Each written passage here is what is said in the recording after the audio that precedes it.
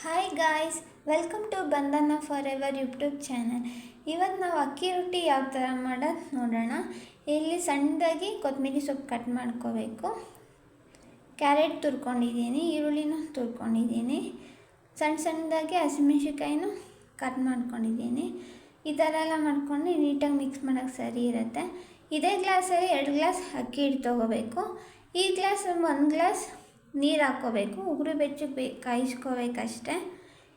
ಅಳತೆಯಾಗಿ 1 glass ನೀರಿಗೆ 2 glass ಅಕ್ಕಿ ಹಿಟ್ಟು ಹಾಕ್ಕೋಬೇಕು. ಆಗ ಮೆತ್ತಗೆ ಬರುತ್ತೆ, ತುಂಬ ಚೆನ್ನಾಗಿ ಬರುತ್ತೆ. ಇದನ್ನು ಉಗುರು ಬೆಚ್ಚಗೆ ಕಾಯಿಸ್ಕೋಬೇಕು. ಉಗುರು ಬೆಚ್ಚಗೆ ಕಾಯಿಸ್ಕೊಂಡ್ಮೇಲೆ ಸ್ವಲ್ಪ ಸಾಲ್ಟ್ ಹಾಕ್ಕೊಂಡು ಈಗ ಹಿಟ್ಟನ್ನ ಹಾಕ್ಕೊಂಡು 2 ಗ್ಲಾಸ್ ಹಿಟ್ಟು ಹಾಕ್ಕೋಬೇಕು. ಅಳತೆಯಲ್ಲೇ ತೊಗೊಳ್ಳಿ, ಆವಾಗ ನೀಟಾಗಿ ಬರುತ್ತೆ.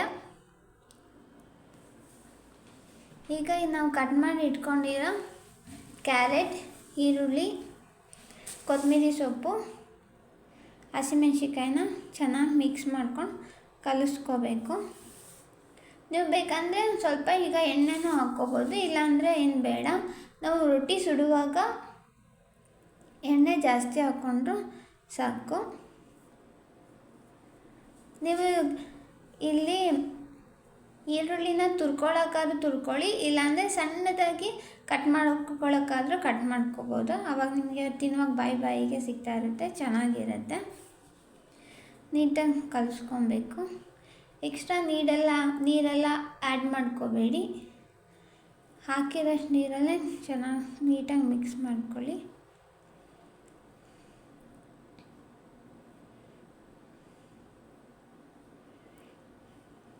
ಹೀಗೆ ನೀಟಾಗಿ ಕಲಿಸ್ಕೋಬೇಕು.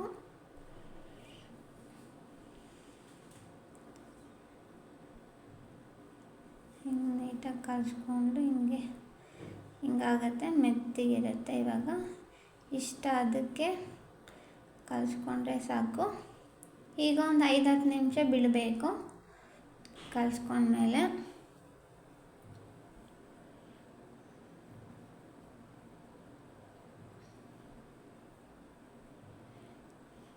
ಈಗ ಅದು ಸಣ್ಣದಾಗಿ ಉಂಡೆ ಮಾಡಿಕೊಂಡು ನಾವು ತವಾ ಮೇಲೇ ತಟ್ಕೋತೀವಿ. ನೀವಿಲ್ಲ ಅಂದರೆ ಒಂದು ಎಣ್ಣೆ ಪೇಪರ್ ಅಥವಾ ಒಬ್ಬಟ್ಟು ಪೇಪರ್ ಅಂತ ಬರುತ್ತೆ, ಅದ್ರ ಮೇಲಾದರೂ ತಟ್ಕೋಬೋದು. ಈ ಥರ ರೌಂಡಾಗಿ ಆಗಬೇಕು. ನೋಡಿ, ಮೆತ್ತಗಿದೆ, ತುಂಬ ತೆಳ್ಳಗೆಲ್ಲ ಮೀಡಿಯಮಾಗಿ ಕರೆಕ್ಟಾಗಿದೆ. ಹೀಗೆ ತವಾ ಮೇಲೆ ತಟ್ಕೋತಾ ಇದ್ದೀವಿ. ನಿಮಗೆ ಎಷ್ಟು ದೊಡ್ಡದಾಗಿ ಬೇಕೋ ಅಷ್ಟು ದೊಡ್ಡದಾಗಿ ತಟ್ಕೋಬೇಕು ಅಷ್ಟೆ. ಲೋ ಫ್ಲೇಮ್ ಇಟ್ಕೊಳ್ಳಿ, ಹೈ ಫ್ಲೇಮ್ ಇಟ್ಕೋಬೇಡಿ, ಚೆನ್ನಾಗಿ ಬೇಯಲ್ಲ ಆವಾಗ. ಲೋ ಫ್ಲೇಮ್ ಇಟ್ಕೊಂಡೆ ಚೆನ್ನಾಗಿ ಬೆಂದಿರುತ್ತೆ.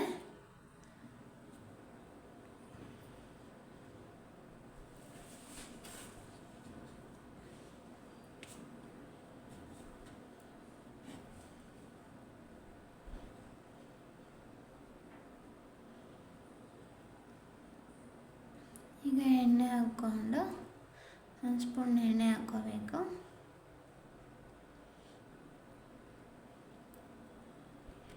ಈಗ ಎತ್ತಿಬಿಟ್ಟು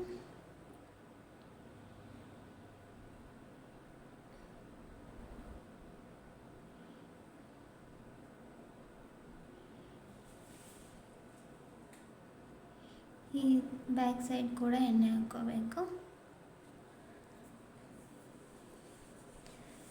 ನೀವು ಇದೆಲ್ಲ ಹಾಕಿದರೆ ಮಸಾಲ ಅಕ್ಕಿ ರೊಟ್ಟಿ ಆಗುತ್ತೆ. ಇಲ್ಲಾಂದರೆ ಪ್ಲೇನ್ ಅಕ್ಕಿ ರೊಟ್ಟಿ ಬೇಕಂದರೆ ಈರುಳ್ಳಿ, ಕ್ಯಾರೆಟ್, ಹಸಿಮೆಣ್ಸಿನ್ಕಾಯಿ ಏನೂ ಹಾಕೋದು ಬೇಡ.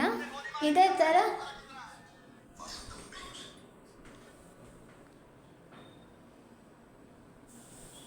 ಮಾಡಿಕೊಂಡು ತಿನ್ನಿ, ತುಂಬ ಚೆನ್ನಾಗಿರುತ್ತೆ. ಇದು ಬೆಂದಿದೆ, ಆ ಥರ ಆಗಬೇಕು, ಈ ಕಲರ್ ಬಂದರೆ ಬೆಂದಿದೆ ಅಂತ. ಇದೇ ಥರ ಮಾಡ್ಕೊಂಡು ತಿನ್ನಿ, ತುಂಬ ಟೇಸ್ಟಿಯಾಗಿರುತ್ತೆ ಮತ್ತು ಮೆತ್ತಗಿರುತ್ತೆ, ಗಟ್ಟಿಗಿರಲ್ಲ. ಕಾಯಿ ಚಟ್ನಿ ಜೊತೆ ತಿಂದರೆ ತುಂಬ ಸೂಪರಾಗಿರುತ್ತೆ. ಇದೇ ಥರ ಜಾಸ್ತಿ ವೀಡಿಯೋಸ್ಗೆ ನಮ್ಮ ಚಾನಲ್ ಸಬ್ಸ್ಕ್ರೈಬ್ ಮಾಡ್ಕೊಳ್ಳಿ. Thank you guys.